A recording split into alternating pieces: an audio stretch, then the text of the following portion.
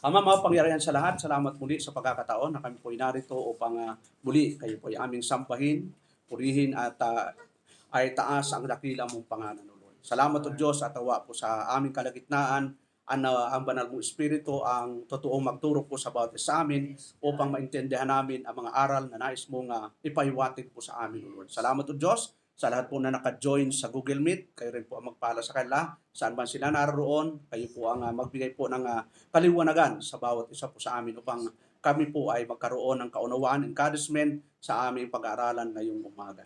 Lahat po na ito, Diyos, dinadalangin namin sa pangalan ni Jesus. Amen and amen. So ngayong umaga, mga kapatid, ang pamagat po ng ating pag-aaralan ay love and discipline are inseparable with God. Sa pagkatagalog, ang pag-ibig at pagdidisiplina ay hindi pwedeng paghiwalayan ng Diyos. Naintindihan po niyo, mga kapatid? Yes, amen. Yung mga Bisaya, yon, si Nanay Bisaya, taga Samar. Yon, Samar si Nanay. Dami mga taga Samar dito Yung bago natin, Samar si Sister, taga saan si Sister? Cavite. Yon, talagang matatapang taga Cavite. Emilio Aguinaldo, Bonifacio. Yon, so doon po sa ating binasa, mga kapatid, ito po ay sulat ng ating kapatid na apostol na Pablo sa mga mananampalatayang Hebreo upang i-encourage sila na minsan ay nararanasan natin ang pagpapalo ng Diyos o pagdidisiplina ng Diyos, pero yun po ay tanda ng pagmamahal. Amen. Kaya ngayong ating pamagat ay love and discipline are inseparable with God. Ang pag-ibig at disiplina ay hindi pwedeng paghiwalayin ng Diyos. So, mayroong mga bagay na dapat nating liwanagin kung bakit tayo ay nadidisiplina. Unang-una, dapat kilala talaga natin ang Diyos. Yon. Baka naman ang dinodiyos natin ay boyfriend, girlfriend, o baka ang dinodiyos natin ay yung pera. So ang dami kasing pwedeng maging Diyos sa mundong ito. Kung babalikan nga po natin ang Exodus, ano po yung sabi sa Exodus? Ito po ay sulat ng ating kapatid na Solomon, ni Moises, para po sa bayang Israel. No? Sabi po ng Exodus chapter 20, yan. Tingnan po natin. Exodus chapter 20 verse 4. Tingnan po natin yung verse 4, no? Sabi doon sa verse 4, sa pangkaliwat sa English, but thou shalt not make unto thee any graven image or any likeness of anything that is in heaven above, or that is in the earth beneath, or that is in the water under the earth. Thou shalt not bow down thyself to them, or nor serve them, for I, the Lord thy God, I am jealous God. Yon. Tapos sabi doon, visiting the iniquity of the fathers upon the children unto the third and fourth generation of them that hate me. Yun. So ano yung sinasabi dito sa lumang tipan na ang Diyos na makapangyarihan sa lahat ay ayaw niya na may ibang dinodiyos. Yun. Ano ba ang ibig sabihin ng dinodiyos? Pinapriority mo sa buhay mo. Number 1 sa puso mo. Number 1 sa isip mo. Number 1 sa oras mo. Yon. Yun ba yung ginagawa natin, mga kapatid, sa Diyos natin? O yung oras natin ay nauubos sa anumang bagay dito sa mundo. So sabi nga, tingnan po natin sa Matthew, Matthew chapter 22. Para maintindihan po natin, Matthew chapter 22, bago tayo dumako talaga doon sa pinakapunto natin, dito sa 37 po, no? Sabi doon sa 37, sabi po na ating Panginoong Hesukristo, Jesus said unto them, thou shalt love the Lord thy God with all thy heart, and with all thy soul, and with all thy mind. So paano daw mamahalin ang Diyos, mga kapatid? At sinabi sa kanya, ibigin mo ang Panginoon mong Diyos ng buong puso, Yon. Right. Yung puso natin, dapat naka-intact po yan sa Diyos. Hindi ho, number 2 si Lord, hindi number 3, hindi number 10. Dapat ang Diyos natin, yung pagmamahal natin, ay ibibigay natin 100% sa Diyos. Yon. Kaya nga, love God above all eh. Naintindihan ba natin yun? Love God above all? Ibig sabihin, kung mayroon kang number 1, si Lord talaga yon. Yes. Sabihin mo nga, number 1 ko si Lord. Number 1 is Lord. Amen. Yon. Right. Ang boyfriend ko, girlfriend ko, magulang ko, kapatid ko, katrabaho ko, pwede kong ilagay sa number 2, number 3, number 4, number 4, hanggang number 10. Pero yung number 1, i-reserve natin yon sa Diyos na makapangyarihan sa lahat, mga kapatid. Bakit to? Ang Diyos po kasi natin, siya ang may likha ng langit at ang lupa. Tingnan po natin dito sa Genesis 1, Genesis 1:1 pa lang, no? Memorize na ba kayo niyo, mga kapatid? 19 years na po yun na pinamemorize ko sa inyo. Genesis, alam mo 19 years na. O sino nakakasaulo, walang tingin na. Genesis 1:1. Sige nga. 19 years. Sige, Sister Cha. Kung alam mo yun, oh. So, in the beginning, puro beginning, ha? In the beginning, God created the heavens and the earth. Sa pasimula. Yun. Sa simula pa lang, wala pa tayo, ang unang nilikha ng Diyos, ang langit at lupa. Bakit kaya inuna nila ng Diyos yung langit at lupa? Eh kasi kung inuna tayo, saan tayo titira? Saan tayo kukuha ng kakainin? Wala. Kaya inuna ng Diyos yung gagamitin ng tao. Yun. Yun ang napakabuting biyaya na ang Diyos ay mapagmahal sa kanyang nilikha. Bago niya likhain ang tao, special pa nga pagkalikha sa tao, no? Hindi niya sinabing magkaroon ng tao. Hindi agad eh. Yun. Pwede namang sabihin ng Diyos, magkaroon ng Adan. Automatic, pero hindi ganun, no? Ang sabi doon sa Genesis chapter 2, Genesis 1:26, ano po yung sabi doon? And God said, let us make man.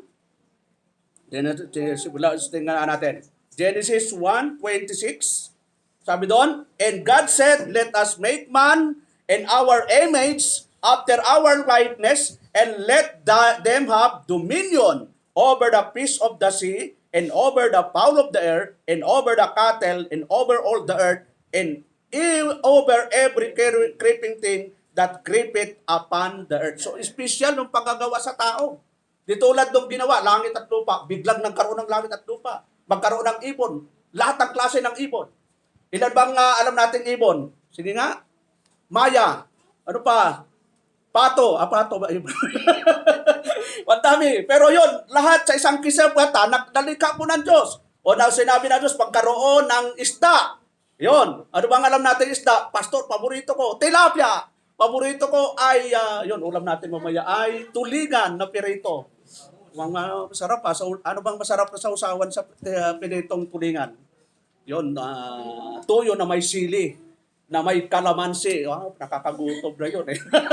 Pero tingnan natin, no, sabi ng Panginoon, magkaroon ng mga isda sa dagat. Nagkaroon ng iba't ibang klaseng isda. So, sabihin mo nga, magkaroon ng ganito, nagkakaroon. Hindi. Ganon kakapangyarihan ang Diyos na ating kinikilala, mga kapatid. Hindi siya karaniwang Diyos. Hindi siya katulad ng mga kahoy na ginawa ng tao. Kita mo natin, sabi ng Psalms, yung mga naggumagawa ng mga revolto, ano ang sabi ng psalmist? Sa awit po, mga kapatid, Psalms 115, 115. yon, 115, simulan natin sa verse 3, no? Sabi doon, but our God is in heavens. Nasaan daw ang Diyos natin? Nasa langit. He had done whatsoever He had blessed. Their idols are silver and gold, the work of men's hand. They have mouths, kita mo no? They have mouth, but they speak not. Eyes have they, but they see not.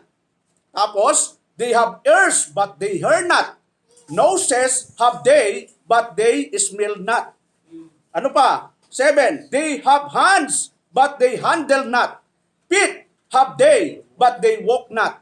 Neither speak they through their truth. So verse 8, they that made them are like unto them, so is everyone that trusteth in them. Yon. Kaya ang pagtitiwala natin, mga kapatid, ay hindi po sa mga idolatry. hindi sa mga Diyos-Diyosan. Ang tiwala po natin ay doon po sa Diyos na makapangyarihan sa lahat, na may gawa ng langit at lupa. Yon. Kaya nga sa Colossian, tingnan po natin, ano na ba yung sinasabing idolatry na sinasabi ni Apostol na Pablo sa lumang tipan, literal talagang revolto, no? Ang pinagbabawal. Ngayon, dito po sa verse Colossians 3:5, sabi ni Apostol na Pablo, "Mortify therefore your members which are upon the earth, fornication, uncleanness, inordinate affection, evil concupiscence, and covetousness, which is idolatry."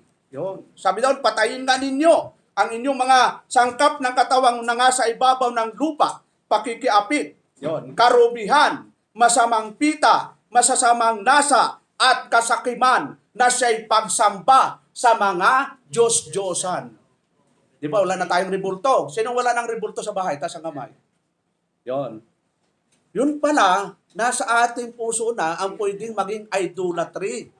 Yung, kung mayroon tayong mga bagay na ito, sabi doon, yung pakikiapid, karumihan, masamang pita, masasamang nasa, at kasakiman. Hindi na ito literal na libulto, nasa puso na po natin to. Na iyay pagsamba sa mga Diyos-Diyosan. So, pinapahapyawan lang po natin. Kasi para makilala po natin, sino ba yung Diyos natin? Hindi, ang Diyos po natin ay hindi nagbibiro. Sabi nga ng Galatians chapter, tingnan po natin, Galatians chapter 6 verse 7. Minsan ang mga tao ay nagbibiro. Pero ang Diyos po natin, hindi siya nagbibiro. Dapat seryoso po ang Diyos. Sabi dan, "Be not deceived, God is not mocked, for whatsoever a man soweth, that shall he also reap." Yon. Ang Diyos ay hindi nagbibiro. Nung sinabi ng Diyos na magbasa ng Bible, utuso ng Diyos yon, mga kapatid. Hindi yung nagbibiro ang Diyos doon. Amen.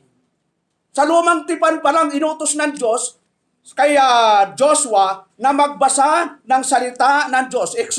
Dito po sa Joshua, chapter 1, verse 8. Yes. Kung sino nakakasaulo, bigyan ko ng 10 Bible. Pastor, ang dami nun Joshua chapter 1, verse 8. Yon. Ismo, saulo mo yan? Joshua 1:8. Sige, Ismo. Mga batas. O yun, sabi doon, sige nga, "This book of the law shall not depart out of thy mouth, but thou shalt meditate therein day and night, that thou mayest observe to do according to all that is written therein, for then thou shalt make thy way prosperous, and then thou shalt have good success." Yon.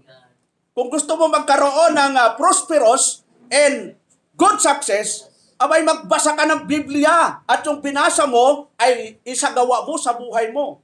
Hindi katanggumpayan, makatapos ka ng pag-aaral, maganda ang trabaho. Hindi ho yung katanggumpayan. Pag wala ho tayo sa Diyos, kabiguan po yon.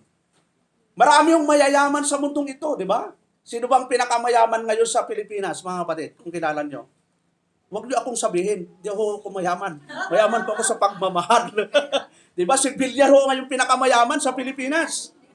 Dati si Henry C. ay namatay yung senior. Ay, na-divide po yung yaman nila. Ay, wala na ho. Kasi hati-hati na po eh. So, yan, mga mayayaman po yan. Pero ang tanong, saan sila mayaman? Sa pera lang. Yun. Pero ang pera po, hindi ho yan makakasagot ng kapayapaan, di makakasagot ng totoong enjoyment. Ang totoong kapayapaan ay nasa Panginoong Hesukristo. Amen. So, tinan po natin mga kapatid, bago tayo pumunta doon sa talagang punto natin. Kasi kanina po, nag-uusap kami nanay, 10 years po siya sa Iglesia ni Cristo. Hindi niya kilala ang Diyos. Pero hindi niya nakilala. Ang sinasabi lang niya ay isa ang Diyos, yung Ama. Yon. Sa Biblia po, hindi lang Ama ang Diyos. Tingnan po natin. Nakapokus po ang argumento tungkol po sa ating Panginoong Hesukristo. Tingnan po natin sa Biblia, si Kristo ba ay tao lamang o si Kristo ay naging tao? Yun, ibagkaiba po yun ha. Si Kristo ay naging tao, kung sa kanila ay tao lamang. Tingnan nga po natin. Sila simulan po natin sa propesiya. Kung sino yung isisilang. Tingnan po natin sa Isaiah, mga kapatid, no? For the sake po, dahil may bago po tayo, si Nanay. Ay para lalong maliwanagan ay, no? Maliwanag pa sa sikat ng araw. Sabi po ng Isaiah chapter 9, verse 6, tingnan po natin, sabi ni Isaiah. Sabi doon sa English, for unto us a child is born, unto us a son is given, and the government shall be upon his shoulder, and his name shall be called Wonderful. Yan. Yan ang unang ipapangalan doon sa ipapanganak. Ano sa Tagalog yung wonderful? Yon. Ano yung sa Tagalog? Kamangha-mangha, wonderful. Yon. Tatawagin kamangha-mangha, ano pa? Counselor, tagapayo. Tapos sunod, the mighty God, makapangyarihang Diyos. Yung ipapanganak pala ay tatawagin makapangyarihang Diyos. Sinong ipinanganak, mga kapatid? Yung ama, yung anak? Ang anak. Yung anak. Yes. Inihula na sa lumang tipan na yung anak ay tatawagin makapangyarihang Diyos. Yon. Tapos sabi doon, walang hanggang. Sabi doon, ruled mighty God, the everlasting Father, the Prince of Peace. Yon. Wala na ibang prinsipe ng kapayapaan, mga kapatid, ang ating Panginoon. Ngayon, sa bagong tipan, tinan po natin. Sabi niya, lumang tipan naman yan, pastor eh. E di bagong tipan tayo para sure. Sabi doon sa Matthew chapter 1. Yon. Verse, simula natin sa 21. Sabi doon, at siya'y, sabi doon, and he shall bring forth a son, and thou shalt call his name Jesus. For he shall save his from people from their sins. Now, all this was done that it might be fulfilled, which was spoken of the Lord by the prophet, saying, behold, a virgin shall be with child, and shall bring forth a son, and they shall call his name Emmanuel. Yon, dito, Emmanuel na naman ang tawag. Which is being interpreted is God with us. Yon. Nung ipinanak si Kristo, tawagin daw siyang Emmanuel, na ang kahulugan nun, ang Diyos ay nasa atin. Yon, napakaliwanag, no? Yon. Dalawang talata pa lang yon, isa pang talata. Baka dito magtapos sa talata. Para magkaroon tayo ng totoong liwanag. O John 1:1. Ito, sulat po ni Apostol na Juan. Kilala po niyo si Juan, mga kapatid? Hindi po si Juan dyan sa kapitbahay. Sabi doon sa John 1:1, in the beginning was the Word, and the Word was with God, and the Word was God. Yon. Sabi doon, nang pasimula, siya ang Birbo, at ang Birbo ay sumasa Diyos, at ang Birbo ay Diyos. Alam mo yun? Hindi ho tao. Yon. Sa pasimula ha, sa pasimula. Pero 14, yon, tuloy-tuloy na lang po tayo sa 14. Sabi doon, and the Word was made flesh. Yun ito na po. Yung Diyos na sinasabi sa John 1:1, ang sabi ng John 1:14, and the Word was made flesh, and dwelt among us, and we beheld this glory, the glory as of the only begotten of the Father, full of grace and truth. At ang nagkatawang tao, ang Berbo, at tumahan sa gitna natin at nakita namin ang kanyang kaluwalhatian. Kaluwalhati ang gaya ng sabugtong na Ama na puspos ng biyaya at katotohanan. Yun po ang ating Panginoon. Kaya nung dumating ang ating Panginoon, yung biyaya, yung katotohanan, dala-dala po niya. Kasi kung wala akong dumating na Panginoon, na hindi yung nagkatawang taong ating Panginoon, lahat ng tao ay papunta sa impyerno. Kasi wala akong tutubos ng kasalanan. Yes. Si Kristo lang po ang may karapatan na tumubos ng ating kasalanan. Wala nang iba. Wala akong taong makatatayo dito, pastor, gusto kong tubusin ang kasalanan mo. Yung kasalanan mo nga, hindi mo tubusin, matubos yung kasalanan ko pa. Diba? Si Kristo lang ang gumawa nun. Kaya, dito po, ipinapakita mga kapatid.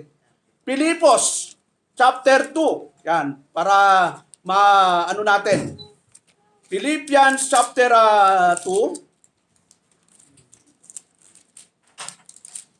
Yan, para aral-aral po tayo. Di bali na umabot tayo ng 3 oras and 5 minutes. Sabi doon, chapter 2, verse 6. Sabi doon, who being in the form of God. Yun, form of God. Sa Tagalog, na siya'y bagamat nasa anyong Diyos.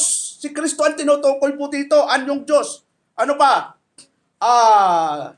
Thou it not robbery to be equal with God, but made himself of no reputation, and took upon him the form of a servant, and was made in the likeness of men. Yon. Sa Tagalog, bagamat nasaan yung Diyos, hindi niya inaring isang bagay na narapat panangnan ang pagkapantay niya sa Diyos, kundi pagkus hinubad niya ito at nag-anyong alipin na nakitulad sa mga tao. Nakitulad! Yon. Halimbawa ako, nakitulad ako sa mga taga-Samar. Yon. Hindi ako taga-Samar ha, pero makikitulad. Naka-isang buwan po ako sa Katbalugan eh. Sinong alam sa Katbalugan? Yon. Alam mo, pumunta kami doon, talagang high tide. Hanggang dito po yung dinaanan ko para makarating ako doon sa pupuntahan ko. Yung bag ko, ganun-ganun ko kasi yung tubig. Sabi nung punta ko, Pastor, kaya mo ba? Kaya ko yan. Dati akong swimmer na sa amin eh. Hanggang dito pa lang eh. So, ko po doon. Kung ano yung ginagawa nila doon, nangingisda sila. Nangingisda din po ako. Nakigaya po ako sa kanila. Pero hindi po ako taga-Samar. Taga Mindoro po ako. Ipinanganak sa Romblon, lumaki sa Mindoro, nagkaasawa sa Manila, nakatira sa Cavite. Ang dama ng paglalakbay. Pero dito po, nakigaya, sabi doon ng talata, verse 8, at palibhasay na sumpungan sa anyong tao, siya'y nagpakababa sa kanyang sarili na nagmasunurin hanggang sa kamatayan. Oo, sa kamatayan sa krus. Yun po yung ginawa ng ating Panginoong Hesukristo. Kaya siya tayo po ngayon, malinis na sa harapan ng Ama, mga kapatid. Kahit yung kasalanan natin, ginagawa araw-araw, sa tingin ng Ama, malinis na po tayo. Ang tawag po sa atin ay justified na. Yon. Kaya sa harapan ng Diyos, yung ginagawa nating mali, dito lang paparusahan yan sa lupa. Hindi na tayo mapupunta sa impyerno. Kasi nga, natubos na tayo ng ating Panginoong Hesukristo. Kaya nga, di ba, sabi ng ating natin sa John chapter 6, yung mga lahat ng ibinigay ng Ama. Tingnan natin mga kapatid, isa ba tayo sa ibinigay ng Ama kay Kristo, mga kapatid? Yes, amen. Amen. Kasi pag hindi ka ibinigay ng Ama, hindi ka kasamang tutubusin ng ating Panginoong Hesukristo. Sabi dito sa John, tingnan po natin sa John chapter 6, verse 37. Ang sabi doon, all that the Father giveth me shall come to me, in him that come to me, I will no wise cast out. For I came down from heaven. Saan daw galing si Kristo? Sa langit. Hindi ho siya galing kaya sa lupa. Galing ho siya sa langit. Ay kung galing sa langit, dati pa siyang nakatira sa langit. Kasi galing sa langit eh. Sabi doon, for I came down from heaven. Hindi niya sinabing, ako'y galing sa lupa. Sabi niya, sapagkat bumaba akong mula sa langit. Hindi upang gawin ko ang aking sariling kalooban, kundi ang kalooban na nagsugo sa akin. Sinong nagsugo sa Panginoon? Ang kanyang Ama. Para tayo po ay tubusin sa kasalanan natin. So, yun po, introduction lang po yun mga kapatid. Para lalo natin maintindihan, yung ating Diyos hindi ho nagbibiro. Siya ay makapangyarihan sa lahat. Alam niya lahat ng detalye ng buhay natin. Alam ng Diyos sino yung mga mapapangasawan mo. Yung sino pang walang asawa, taas ang kamay. Yung mga single. Tawa si Nanay Pele, single ka ngayon? Di ba single ka na? O yung mga, di ba? So yung mga binata at dalaga, hindi nyo kailangan magmadali. Dahil talagang may nakaraan ang Diyos sa inyo. Alam nyo, pag nagmadali kayo, talagang baka mahanap nyo, hindi talaga yung katakdaan ng Diyos sa inyo eh. Kasi ang katakdaan ng Diyos sa inyo, pag ikaw ay Kristiyano, dapat ang mapangasawa mo, Kristiyano din. Yes, amen. Maka-Diyos din. Kasi pag hindi maka-Diyos, ay maka-ano? Ay hindi maka-demonyo, maka-satanas. Ganun magsasaba yung maka-Diyos at maka-demonyo, ano ang mangyayari? O tingnan natin, pag ang liwanag at dilim ay magsaba, maganda ba ang resulta, mga kapatid? Ang liwanag at saka dilim? Ano kaya ang mangyayari sa liwanag at dilim? Pag pinagsama. Halimbawa, pinagsama yung tubig at langis. Ano ang nangyayari? Ano ang lumulutang? Ang langis. Umiibabaw yung langis. Parang paborito naming ulam yan, langis at katuyo, no? Nung elementary. So, tingnan nga po natin, mga kapatid. Natatawa yung mga young people eh. Tingnan po natin, 2 Corinthians, chapter 6. Para lang maintindihan natin na ang Diyos po natin ay hindi nagbibiro. Totoo po siya, pag sinabi niya, dapat gawin po natin ng buong puso, walang complaint, walang reklamo. Sasabihin mo lang, yes Lord, gagawin ko po ito. Huwag yung, ang hirap naman magbasa. Ang hirap magbasa pero sa cellphone, naka 24 hours ka na. Sa Facebook, sa Messenger, ano pa? Halos ang kamay mo hindi na maiunat sa kahawak ng nag-mobile legend. Pero pagbabasa, tinan mo natin, 2 Corinthians chapter 6. Ito para po sa mga gustong mag-asawa na. Taas ang kamay. Yung mga single na gusto mag-asawa na. Byuda man o hindi. 2 Corinthians chapter 6, verse 14. Ano yung sabi dito? Natatawa si Nanay Felicidad. Be not unequally yoked together with unbelievers, for what fellowship had righteousness with unrighteousness, and what communion had light with darkness, and what concord had Christ with Belial, or what part he that believeth with infidel. Ano po yung warning, no? Sabi doon, huwag kayong makipamatok ng kabilan sa mga di nagsisampalataya. Yun. Ibig sabihin, ang ipagpipray mo, Lord, nawa, ikaw po ang magbigay ng sa akin ng aking lifetime partner. Kaya nga lifetime partner, hindi short partner. Baka ang hinahanap mo ay 1 taon lang, 2 taon, dapat lifetime partner. Ipagpipray mo, Lord, kung kalooban mo na siya na. Eh, sinong siya? Ikaw mo, unbeliever, hindi o kalooban ng Diyos yun, mga kapatid. Dapat, maka-Diyos ho talaga, yun ang kalooban. Pag unbeliever, hindi kalooban mo lang yun. Ang sabi po dito sa 14, huwag kayong makipamatok ng kabilang sa mga di nagsisampalataya sapagkat anong pakikisama? Ito, mayroon ang katuwiran at kalikuan. Yun. Ganun, yung ikaw, nasa katuwiran. Yung partner mo, nasa kalikuan. Ano mangyayari kaya yon? Gusto mong magbasa, pero yung partner mo, ayaw magbasa. Ano ba yan? Ang boring. Balik na lang ako sa nanay ko. Ang boring sa inyo. Walang sayawan. Kasi may mga simbahan, may sayawan eh. Dito ho, akapela ho tayo, simple. Sa Biblia, wala hong sinabing magsayawan sa church. Kung gusto mo magsayawan, punta ka sa disco house. Dito ho, wala ho tayong sayawan. Wala ho tayong special number. Kasi nga, wala ho sa Biblia eh. Basahin mo ang Genesis to Revelation kung mayroong special number. Wala ho eh. Walang sayawan. Wala kang mababasa eh. Kung wala kang mababasa, ba't mo gagawin? Lahat ng nababasa, yun lang ang gagawin natin, sabi ng Panginoon.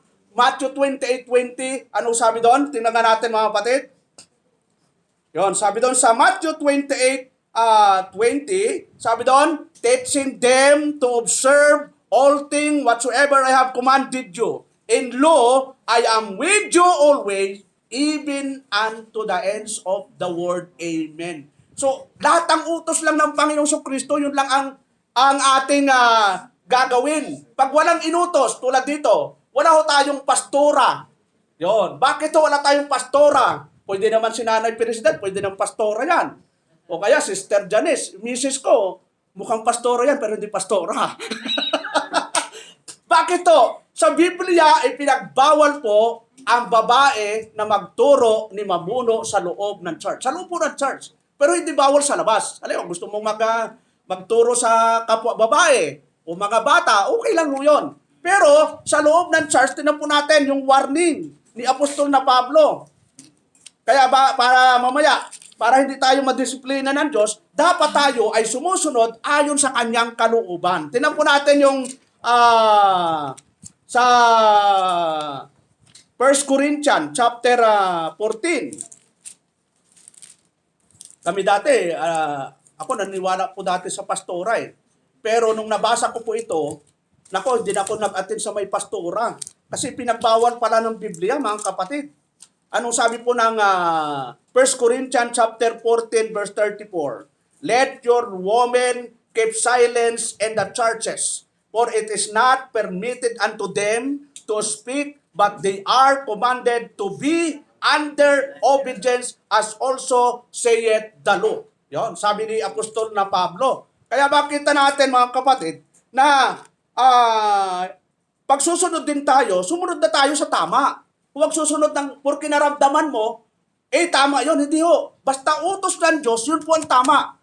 Ibaliwala mo yung nararamdaman mo. Dahil pag sumunod ka sa nararamdaman mo at hindi naman ayon sa kagustuhan ng Diyos, doon tayo nadidisiplina, mga kapatid. Mamaya tatalakay natin. Sabi doon sa 14:34, sa pagkaliwat sa Tagalog, sabi doon, ang mga babae ay magsitahimik sa mga iglesia sapagkat siya ay walang kapahintulutan magsalita, kundi siya'y pasakop, gaya naman ang siya sabi ng kautusan. Sino nagsabi na bawal ang babae magturo ni mamuno sa church? Ang kautusan, ang Diyos mismo. Tignan natin 1 Timothy chapter 2. Palagi natin inuulit, pero tingnan lang po natin. Sabi sa 1 Timothy chapter 2 verse 11. Sabi doon, let the woman learn in silence with all subjection. But I suffer not a woman to teach nor to assert authority over the man, but to be in silence. Dapat tumahimik daw. So, ito yung kailangan nating maintindihan, mga kapatid. Mayroon na pong authority ang Diyos na ibinigay. Halimbawa, yung ama, si Kristo, yung lalaki, ay yung asawang babae, yung mga anak. Hindi pwedeng ang anak ang authority. Dapat sunod-sunod po yung authority. So, sinasabi lang po natin yan, mga kapatid, para mataas po yung respeto natin sa Diyos. Kasi minsan nawawala na po tayo ng respeto sa Diyos, kaya dumarating yung pagdidisiplina. So, tingnan mo natin, balik ko tayo doon sa ating teksto kanita sa Hebrew chapter 12. Anong sabi doon sa ating binasa kanina, mga kapatid? Yon. At dito tayo magpupukos ngayon. Kanina, introduction lang po yon. Chapter 12. Yan, so, tingnan po natin yung Hebrew chapter 12, verse 6. Sabi po doon sa Hebrew chapter 12, verse 6, for whom the Lord loveth, He chasteneth, scourgeth every son whom receiveth. Sapagkat pinarurusahan ng Panginoon ang kanyang iniibig at hinahampas ang bawat tinatanggap na anak. Yun, ito yung maganda, mga kapatid. Kaya tayo pinarurusahan ng Diyos dahil mahal niya tayo. Magtaka ka kapag may mali ka ng ginagawa, wala ka pang parusa. Baka naman hindi ka anak ng Diyos, parang nagkiklaim ka lang, alam mo, anak ako ng Diyos, pastor. Yun, ikaw lang nagsabing anak ng Diyos, pero bakit wala kang parusa? At dami mong ginagawang mali. Ang anak ng Diyos, ang sabi doon, pinarurusahan ng Panginoon ang kanyang iniibig. Iniibig, mga kapatid. Ang paggagamit po sa Greek ng iniibig dito, agape. Ibig sabihin yung unconditional love. Sabihin mo sa katabi mo, yung love mo ba sa akin, unconditional?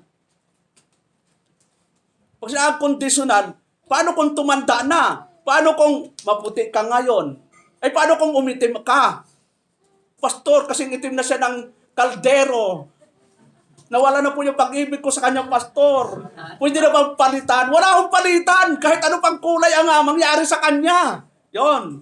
Ang pagmamahalan, ang pag-aasawa, ay sabi nga, ang pag-aasawa ay hindi parang kanin yan. Na kapag mainit, ay pwede mong iluwa. Di ba? Pag mainit, iluwa ko, pastor, ang mainit ah. Hindi ho ganun ang pag-aasawa. Ang pag-aasawa ay pinag-iisipan, hindi man million times, 100 times. Di ba? Di ba, Brother Ariel? Natatawa si Brother Ariel.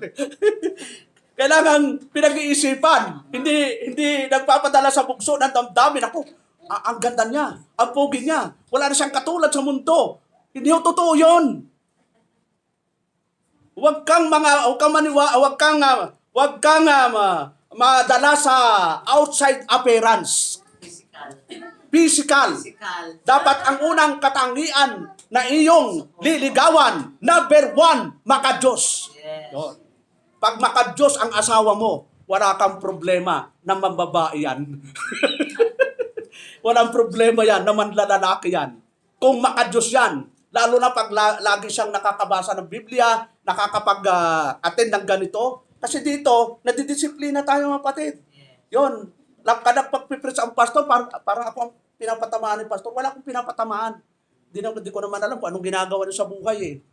Ang preaching ko ay para sa lahat. Pag tinamaan ka, magpasalamat ko, Lord, salamat, tinamaan po ako. Hindi nung pag nag-preach ko, akala mo pastor, ilag ng ilag ka ha. Salita ng Diyos, habulin ka talaga niyan mga kapatid. May mga Kristiyano kasi, iniilagan yung word of God eh. At sinasangga pa, kala mo, pastor, may shield of faith ako. So, ito yung sinasabi ng Diyos, mga kapatid. Kapag tayo ay pinarusahan, ibig sabihin, may mali tayong ginagawa. Halimbawa, mga kapatid, yung sinabi ng Diyos, magbasa ng Biblia.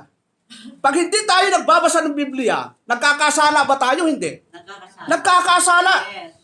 Ang sabi ng Biblia, basahin ang salita ng Diyos araw at gabi. Yes. Anong oras ko kayo nagbabasa? Pastor, araw lang. Ay sabi nga, araw at gabi. Pastor, minsan hindi nga eh. Magtapatan tayo mga kapatid ngayon. Sinong nakakapagbasa sa inyo araw at gabi? Yes. Amen. Isa na lang, si Nanay Felicidad na lang. Amen. Ay paano yung iba? Ano pang ginagawa niyo sa buhay mga kapatid? Si Brother Jeremy, araw lang. Anong ginagawa mo sa gabi, Brad? So, it's time mga kapatid. Hindi pa naman huli ang lahat. Yes. Dahil ang pagbabasa ng Biblia ay doon mo pinapatunayan kung gaano mo kamahal ang Diyos. Ang Biblia po kasi, tanong mo, ang Biblia po napakaganda, May Biblia ba kayong ganito kaganda? Gold-plated, Ano pa? Kensington. Printed eh. Kaya iniingat-ingatan ko eh. Baka mawala, baka kunin ng isa. So, kapag mahal nyo, nagbigay sa inyo, Nahalikan ko pa nga ito eh. talagang babasahin nyo yung love letter. Yes. O sino nakatanggap sa inyo ng love letter na mga kapatid? Ako, nung nililigawan ko si Mrs., talagang binabalik-balikan namin yung love letter. Talagang napapatawa si Mrs. kasi 2 page eh. Yellow pad pa doon. Tapos ini-sprayan ko pa ng mabago. Pagdating sa kanya, talagang hanggang ngayon mabango pa rin kasi nilalagyan ko ng ilang-ilang pa yon. Kasi pag in-express mo kasi yung damdamin mo doon sa minamahal mo, nang hindi mo masabi ng personal. Kasi ako, dati hindi ako makapagsalita personal eh. Yon, dinadaan ko lang sa aksyon. Dinadaan ko sa sulat. Talaga ibinubuhos ko doon. Alam mo, ikaw talaga gusto ko mapangasawa. Una, kasi baka Diyos ka. Pangalawa, tahimik ka. Pangatlo, palagi ka lang sa bahay. Yung mga, kasi si Mrs. tahimik yan, palagi nasa bahay lang. Mahirap naman ang asawa mo, palagi nasa labas. So, pag binabasa namin dalawa yun, tawa ng tawa kami dalawa kasi parang binabalik-balikan namin yung mga nakaraan namin. So, ganun din ang salita ng Diyos. Ang love letter ho ay punong-puno ng promises ng Panginoon. Kaya kapag nagbabasa ka ng Biblia, bigyan mo ng oras. Ilang oras ka ba nagbabasa? Halimbawa, kami dati 1 hour talaga minimum. Sa isang araw, 1 hour. Pastor, ang haba naman. Ilan ba ang kaya mo? 30 minutes, Pastor. Pastor, ang haba naman. Ano bang kalahati ng 30 minutes? 15 minutes. Ang haba din, Pastor. Anong kalahati ng 15 minutes? 7.5, Pastor. Napakahaba pa rin, Pastor. O, 1 minute na lang.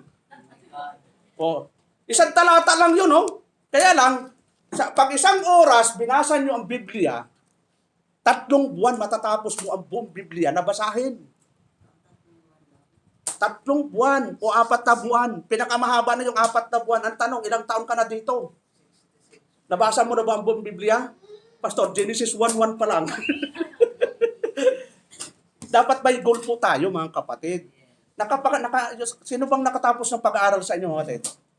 4th year. Nakatapos kayo ng pag-aaral. Nagul nyo yun eh. Nagul nyo na tapusin ang pag-aaral. Kahit anong hirap. Kahit minsan walang baon. Kahit minsan yung nanay, tatay mo'y pinagsiserbunan ka na. Bakit ang gastos mo sa baon? Pero ang grade mo ay puro palakol. Hingi-hingi ka ng baon. Pero ang grade mo ay puro flat. Pero nakatapos ka. Nag-goal ka eh. So, i-goal mo ngayon mga kapatid. Anong goal mo? 1 hour a day? I-divide mo lang, 24 hours eh. Eh di bawat basa mo, ganito. Kung gaano mo binibigyan ng oras ang salita ng Diyos, doon mo malalaman kung gaano mo kamahal ang Diyos. Ngayon, mga kapatid, tanungin ko kayo. Mahal ba talaga niyo ang Diyos, mga kapatid? Amen.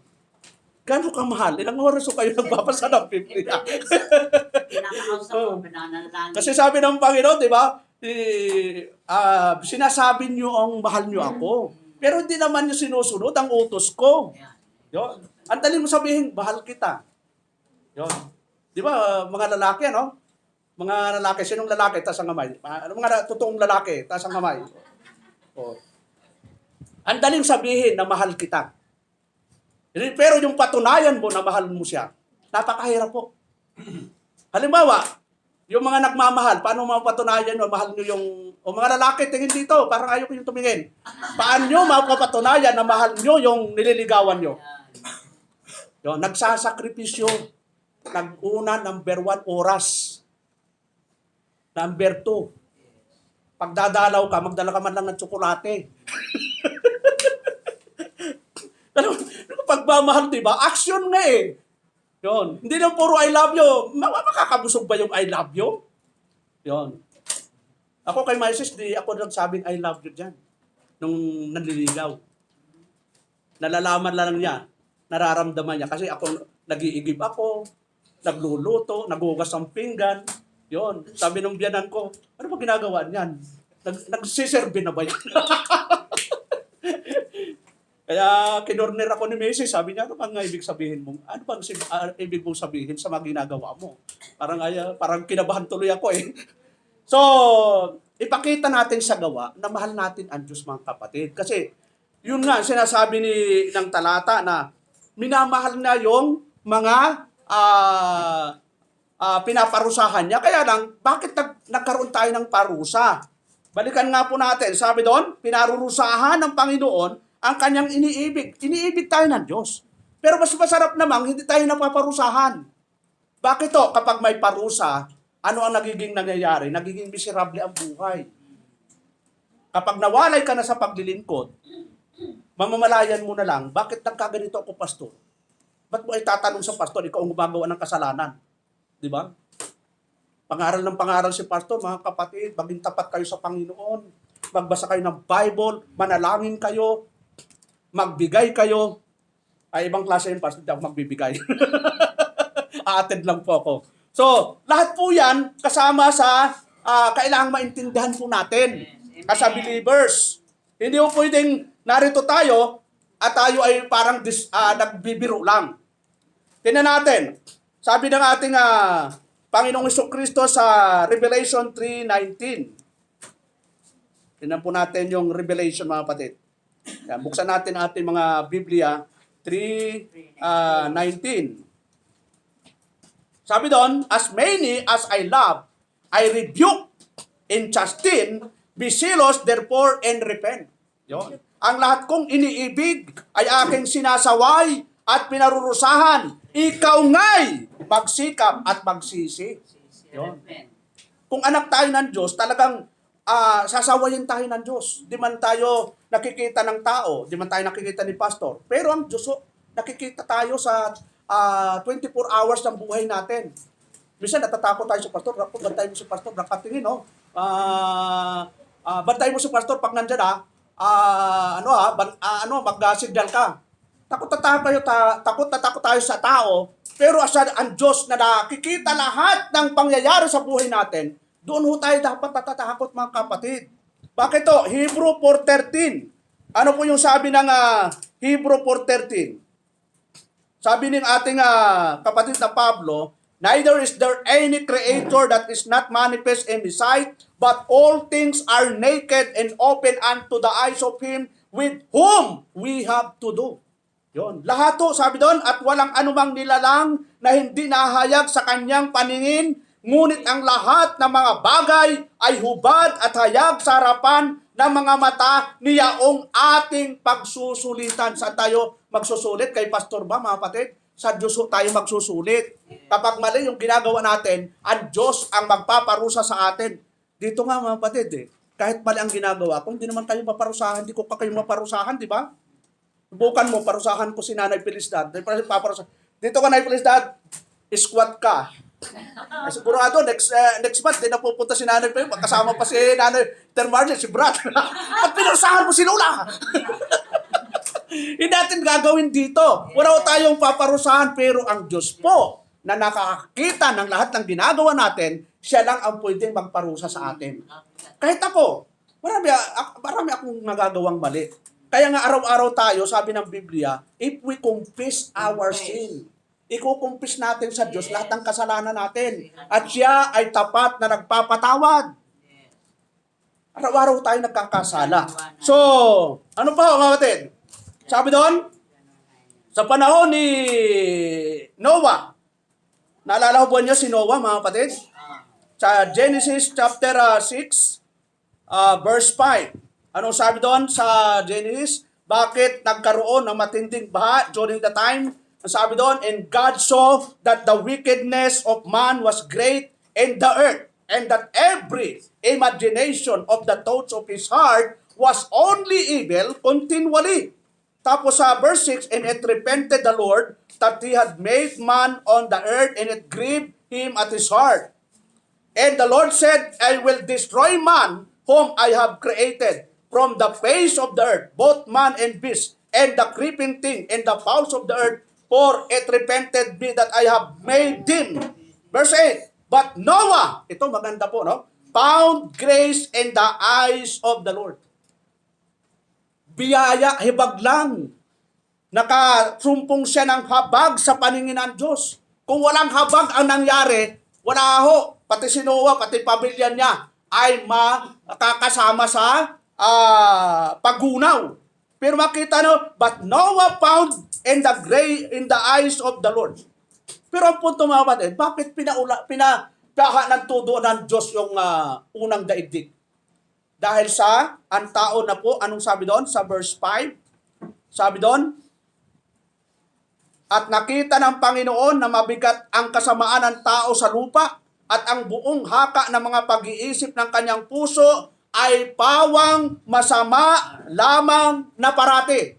Yon. Yung haka ng puso, yung nararamdaman ng puso niya, ng puso ng tao, mga tao during the time, ay pawang masama lamang na parati. Hindi na nakakaramdam ng kabutihan. Siyempre, ang Diyos po nakakita ng mga puso natin eh. Yes. Sige, tingin kayo mga kapatid. Alam ba niyo yung nararamdaman ng puso ko? Hindi niyo alam. Hindi ko rin alam ang nararamdaman ng puso niyo. Pero ang Diyos, 24 hours, alam na alam. Alam niya kung gaano kabilis ang tibok ng puso natin. Pag nakita natin yung mahal sa buhay, iba ang tibok.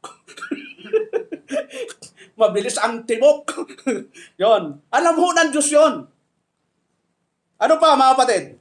So, ano makita natin doon sa ating binasa? Na ang Diyos po, dahil sa kanyang nakita na kasamaan, naglalapat po siya ng tinatawag na parusa. Kung maalala natin si David, yun, tinan natin sa 2 Samuel. Yan, malapit tayo magtapos. 2 Samuel chapter 2 verse 10, no? Sabi doon, yeah,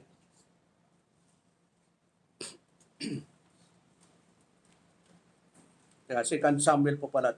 2 Samuel chapter 12 verse 10.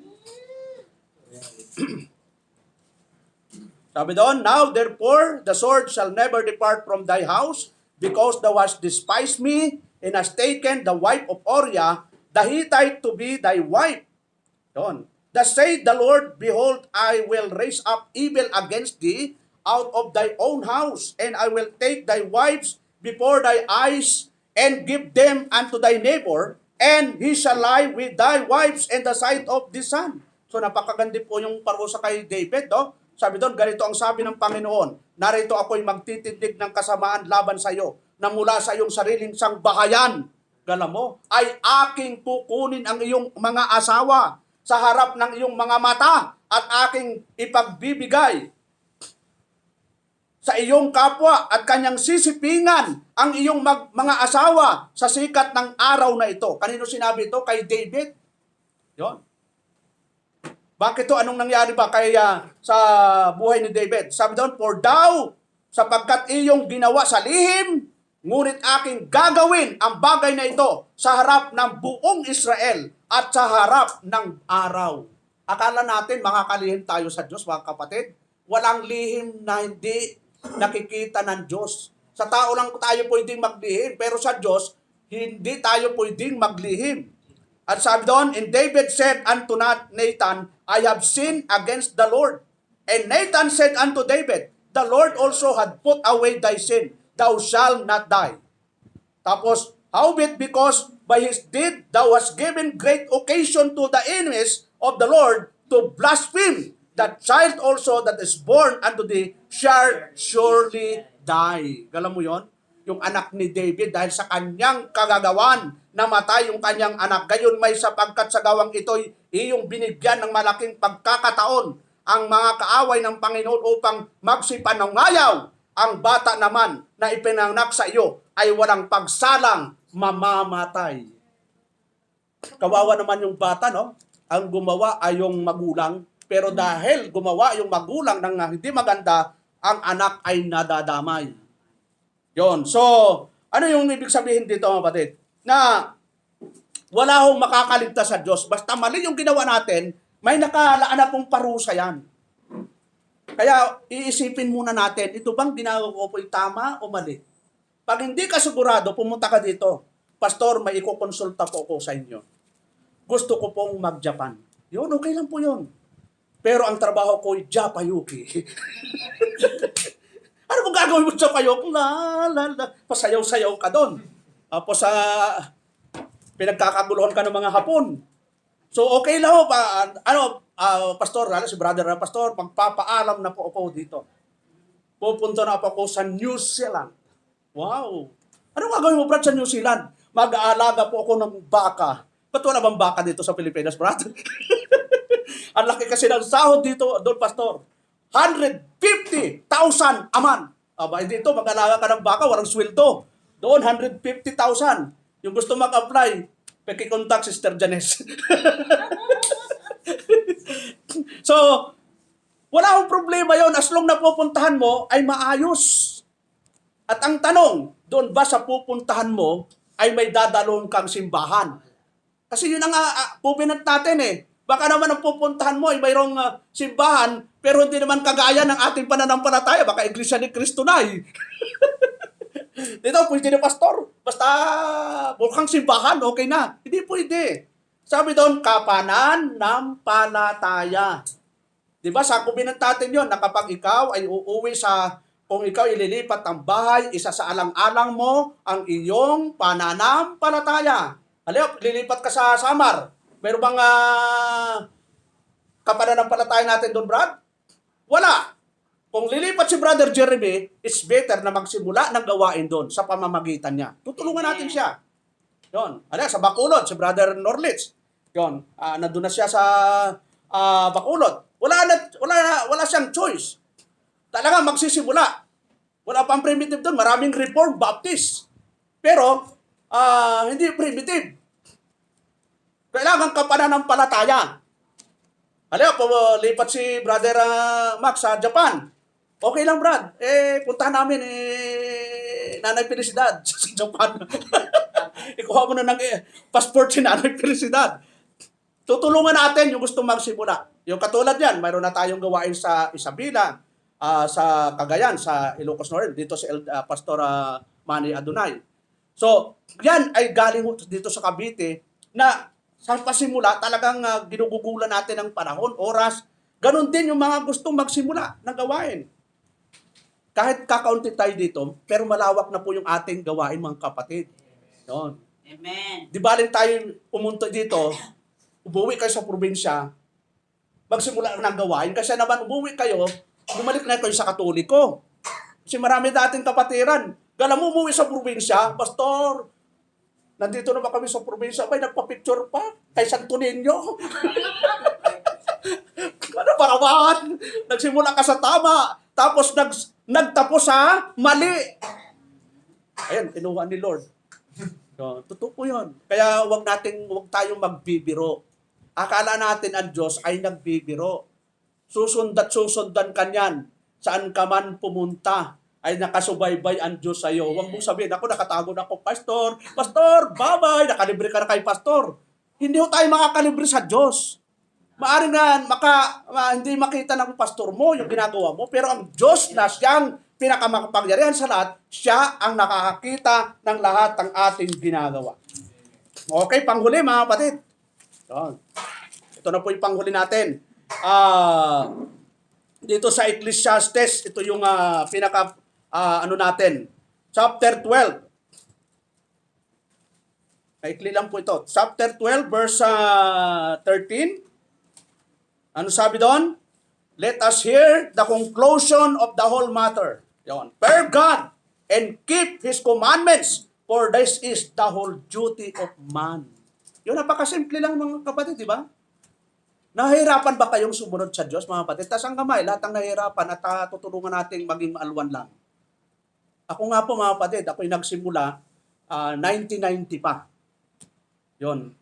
Naging membro pa ako ng Jesus is Lord Church kay Eddie Villanueva. Oh, From Taguig, nagtitrain po ako para makasamba lang doon sa POP. Pero pag wala si Eddie Villanueva, hindi ako attend. Naging idol po si Eddie Villanueva dati. Tapos pagkatapos ni Eddie Villanueva, naging masugin ako ni Eli Soriano. Itanong kay Soriano, Biblia ang sasagot. Ang tagal ko doon. Doon. Nanonood lang ako ng TV, wala akong charge noon. Tapos napunta ako kay Pastor Ronald, yon, sa pagsusuri. Yon, napunta na po ako sa Reformed Baptist, tapos sa Primitive Baptist, yon, kasusuri, ito na yung final. 19 years na po ako nagpapastor dito sa Primitive Baptist Cavite. Pero ang nakita ko po mga kapatid, basta focus ka lang sa paglilingkod sa Diyos, hindi kanya pababayaan. yes. Amen. Huwag mong iisipin yung kakainin, iinumin, at saka daramtin. Alam ng Diyos yun. Alam ng Diyos na kailangan mo yun. Kakainin, daramtin. Kakainin, iinumin, daramtin. Ay minsan nga, tingnan nyo yung bahay nyo mga kapatid. Kung gaano karami na ang damit nyo. At minsan, bibil pa kayo ng bago. Saan punta yung luma? Hindi i-stock nyo. Kayo yung bahay nyo, minsan, hindi na bahay eh. Minsan, bodega na. Bumili kayo ng, dati, marami kayong kaldero. Bibili na ng mga bagong kaldero. Saan punta yung luma? Sagot. Saan punta yung luma? Nakatambak. Ano, bahay nyo? Bodega.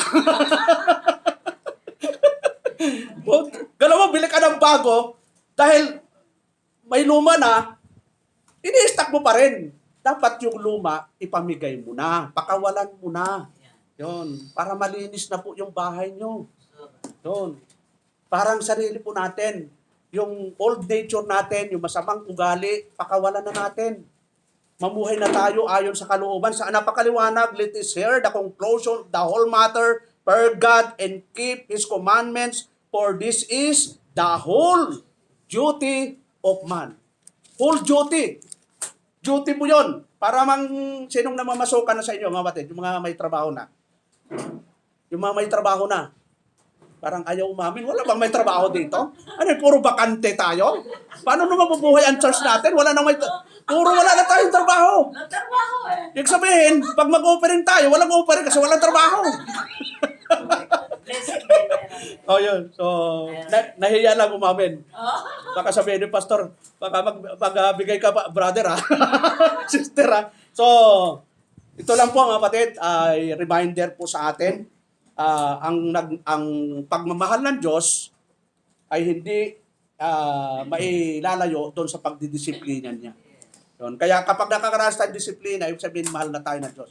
Pero wag nawang manatili na palagi kang pinaparusahan. Para hindi paparusahan, sumunod lang. Yun. O mga anak, di ba? Minsan napapalo tayo ng mga magulang. Bakit? Pasaway. Para hindi mapalo ng magulang, anong gagawin ng mga anak? Sumunod. Pag sinabi ng papa, mag-aral, mag-aral. Di ba? Maganda makita ng magulang, naka 90%, di ba? Hindi man 100%, pero pag nakita mong palakol, alam mo, tay, ito na po ang card ko, puro palakol, alam mo, ang nanay, gumigising ng maaga, luto dito, luto doon, laba dito, laba doon, tapos ang grades, puro palakol. Naku, minsan nakakadismaya yun, no? Pero kahit naghihirap yung magulang, kapag yung grades ng anak, hindi man na, mga 80, pataas, naku, tuwan-tuwa ang magulang. Naku. Tapos pag dating ng graduation, first honor, lalugan. Wow, grabe talaga si brother. Second honor, lalugan pa rin. Third honor, ay wala na. So, practically, maganda po na talaga makita sa atin yung buhay na naka-Diyos. Kahit na sa labas ka, hindi naman tayo pakitang tao na alam mo, dyan ako nag-church kay Pastor Romel. Kahit di mo sabihin yan. Yun, makikita sa'yo na talagang ikaw'y maka-Diyos mismo sa araw-araw na buhay mo.